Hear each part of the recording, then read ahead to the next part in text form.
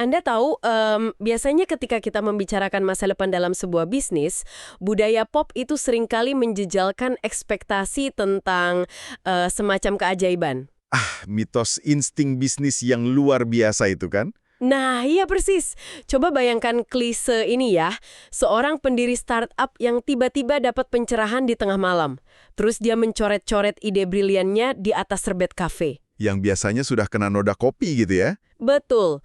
Dan keesokan harinya, entah bagaimana ceritanya perusahaannya sudah bernilai jutaan dolar.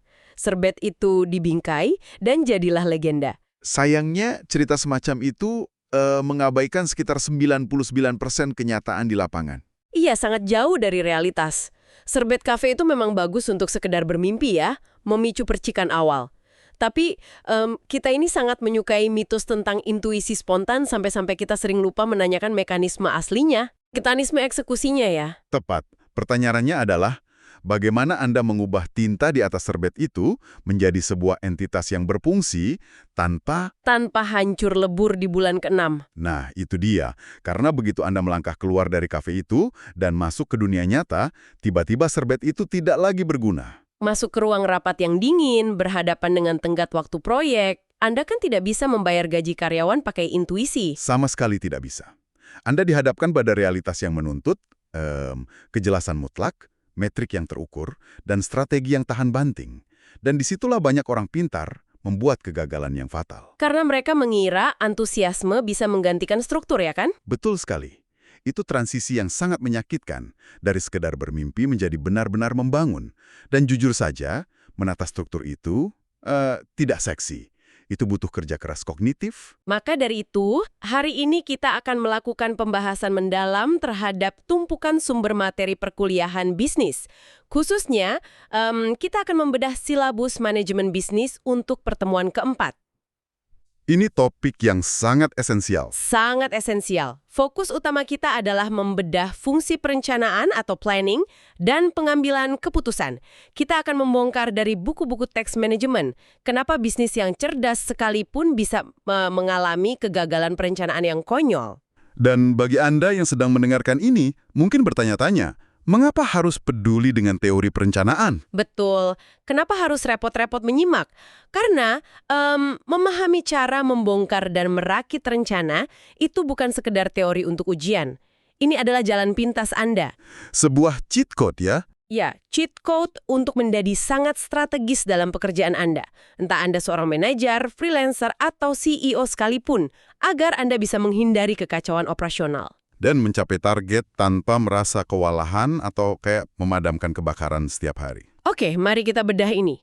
Di bagian pertama, mari kita bongkar anatomi perencanaan. Apa yang sebenarnya kita lakukan saat merencana? Saya pikir tempat terbaik untuk memulai adalah dengan membongkar ilusi tentang perencanaannya itu sendiri.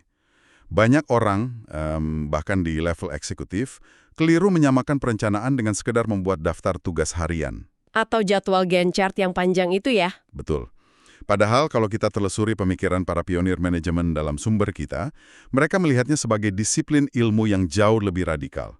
Ini bukan sekedar mencatat apa yang mau dikerjakan besok. Saat saya baca literatur ini, tokoh-tokoh klasik kayak George R. Terry, Harold Kuntz, W.H. Newman, pemikiran mereka malah terdengar kayak, deskripsi pekerjaan ilmuwan data modern. Memang sangat analitis pendekatannya. Iya, alih-alih membicarakan daftar tugas, Terry mendefinisikan perencanaan sebagai pencarian data, menghubungkan fakta-fakta, dan membuat prediksi masa depan untuk hasil terbaik. Dan jangan lupakan pandangan Newman yang menyebutnya sebagai putusan awal tentang apa yang wajib dilakukan. Nah, itu dia. Saya sempat mikir, tunggu dulu, ini ilmu manajemen atau analisis prediktif? Dua-duanya tidak bisa dipisahkan. Apa yang sering dilupakan orang adalah, rencana itu tidak hidup di ruang hampa. Anda tidak bisa memprediksi masa depan cuma dengan membayangkannya. Harus ada dasarnya kan? Harus. Anda harus menggunakan data historis dan realitas hari ini sebagai batu loncatan. Ini tindakan intelektual. Jadi, ini tentang mengambil keputusan strategis sebelum Anda benar-benar perlu mengambilnya. Kalau boleh saya pakai analogi, rasanya kayak merencanakan sebuah road trip lintas kota. Oke, silakan bagaimana analoginya? Kebanyakan orang mikir kalau menjalankan proyek itu kayak melompat masuk ke dalam mobil, menyalakan mesin, injak gas, dan bereaksi terhadap apapun yang muncul di depan kaca depan mereka. Kalau ada belokan, ya membelok. Iya, kalau ada kemacetan, mereka mengeluh. Tapi itu kan bukan merencana ya. Itu sekedar bertahan hidup di jalan. Tepat. Jika Anda hanya bereaksi terhadap jalanan, Anda akan menghabiskan lebih banyak waktu, lebih banyak bahan bakar, dan sangat mungkin, Berakhir di kota yang salah. persis, nyasar. Nah, perencanaan yang sesungguhnya itu kayak proses saat Anda masih diam di garasi, terus Anda memasukkan tujuan akhir Anda ke dalam GPS. Mesin itu kan tidak sekedar menggambar garis lurus ya. Cetan, menganalisis penutupan jalan, dan memutuskan rute terbaik sebelum mobilnya bergerak 1 meter pun. Jika kita kaitkan ini dengan gambaran besarnya, analogi GPS Anda itu benar-benar menangkap esensinya. Karena dalam kerangka manajemen ada urutan yang jelas. Anda merencanakan, mengorganisasikan, mengarahkan, dan mengawasi. Perencanaan itu pondasinya ya. Pondasi yang paling esensial. Kalau pondasinya rapuh atau retak, fungsi lainnya tidak akan bisa berjalan. Berarti seluruh bangunannya ikut miring. Bahkan bisa runtuh. Pikirkan saja, tanpa rencana dari GPS tadi, Anda tidak tahu cara mengorganisasikan tim.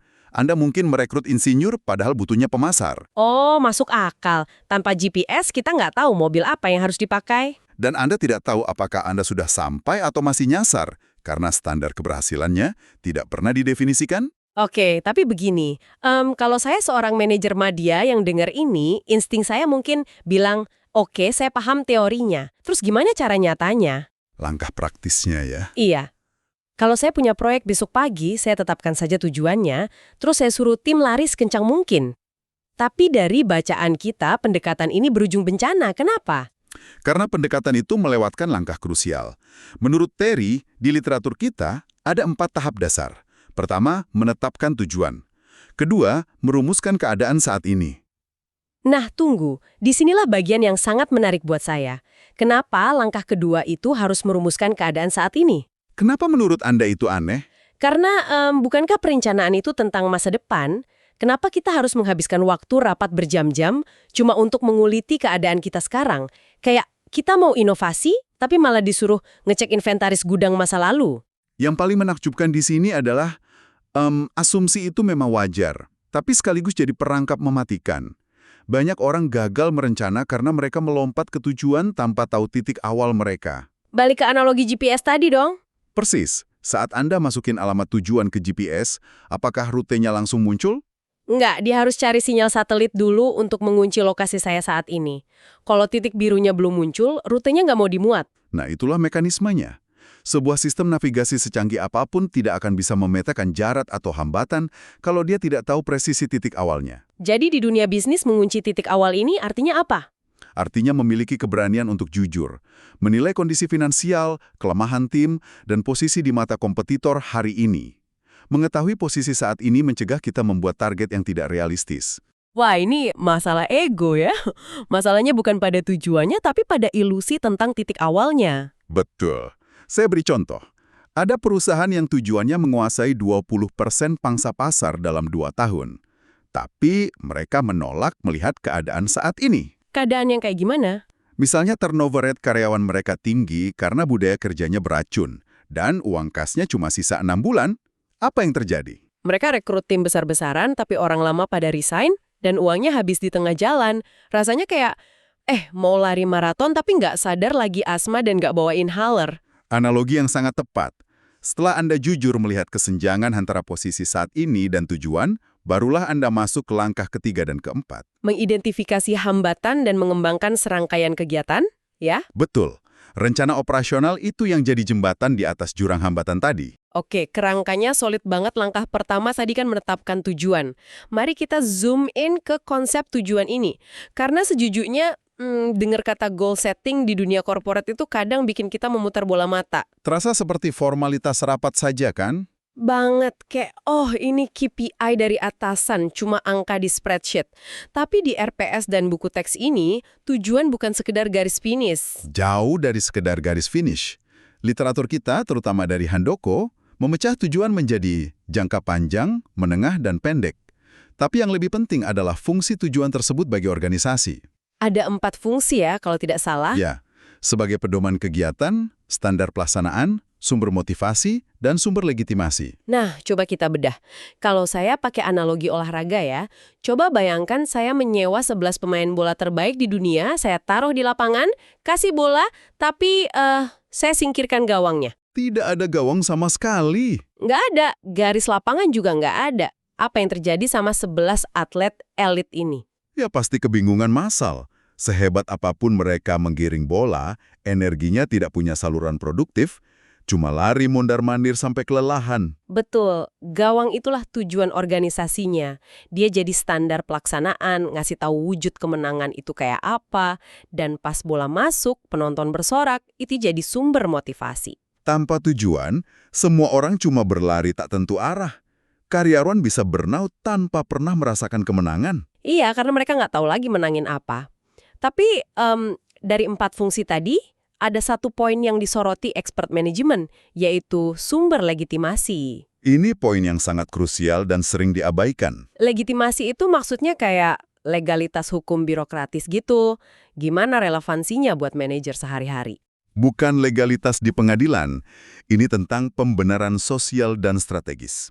Bayangkan, legitimasi tujuan itu kayak IMB, izin mendirikan bangunan.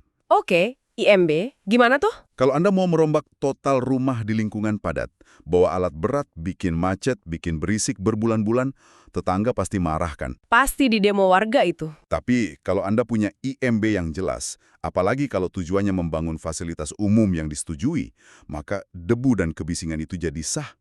Tindakan ekstrim Anda terlegitimasi. Oh, saya paham. Kalau di bisnis contohnya seperti apa? Katakanlah seorang CEO tiba-tiba memangkas habis anggaran makan siang gratis, menunda bonus, dan mengalihkan jutaan dolar ke Departemen R&D. Wah, HRD bisa pusing ngadepin demo karyawan besoknya. Investor juga pasti panik. Persis, CEO-nya akan dianggap sewenang-wenang. Tapi, kalau 6 bulan sebelumnya perusahaan sudah mendeklarasikan tujuan jangka menengah yang jelas, Misalnya kita harus bikin teknologi baterai baru dalam 2 tahun gitu. iya, kalau tujuannya sudah disepakati bahwa tanpa teknologi itu perusahaan akan mati, maka pemotongan anggaran tidak terlihat kejam lagi. Itu jadi pengorbanan yang logis. Iya, tujuan yang jelas itu melegitimasi tindakan organisasi di mata investor, karyawan, dan publik. Itulah IMB-nya. Gila, itu kuat banget. Jadi tujuan itu perisai dari kritik. Iya. Argumen kita kepada dunia kenapa kita mengambil tindakan tersebut. Iya. Dan ini bawa kita ke bagian paling vital dari literatur ini. Soal pengambilan keputusannya. Iya, pas CEO tadi memotong anggaran, dia kan lagi mengambil keputusan. Ya, Kenapa RPS kita mengaitkan perencanaan dengan pengambilan keputusan secara begitu erat? karena manajemen pada esensinya adalah proses penentuan pilihan. Dalam merencana, Anda sebenarnya mengambil keputusan awal tentang alokasi sumber daya, aturan main, dan strategi. Dari semua ini, bagi pendengar kita yang lagi dengerin ini di jalan atau di kantor, apakah setiap pilihan kecil mereka itu sebuah rencana? Ini memunculkan satu pertanyaan penting tentang skala. Jawabannya tentu tidak. Memilih makan siang di restoran A atau B karena lebih dekat, itu taktik mikro, bukan rencana strategis. Untunglah, kalau semua pilihan dianggap rencana strategis bisa pecah kepala kita. Betul. Tidak setiap pilihan adalah rencana, tapi setiap rencana dibangun di atas rangkaian pilihan strategis yang dilakukan di awal. Pengambilan keputusan di fase perencanaan punya filosofi mendasar. Apa itu filosofinya? Mekanisme trade-off atau pertukaran. Anda menukar potensi kekacauan di masa depan dengan kejelasan di masa kini. Tunggu, menukar kekacauan masa depan dengan kejelasan masa kini. Membunuh ratusan ide cemerlang lainnya. Oh, kayak perusahaan teknologi yang membunuh belasan proyek sampingan cuma buat fokus bikin satu ponsel pintar yang bagus. Persis seperti itu. Keputusan itu pasti luar biasa menyiksa saat diambil di ruang rapat. Kenapa dilakukan? Biar besoknya insinyur mereka nggak bingung mau gerjain yang mana kan? Betul. Anda menyusun aturannya sekarang. Mengambil keputusan tersulit hari ini, agar tim Anda besok bisa berlari dengan kecepatan penuh tanpa keraguan. Wah, ini bikin saya sadar. Pengambilan keputusan dalam perencanaan itu bukan tentang jadi peramal yang tahu masa depan. Bukan sama sekali.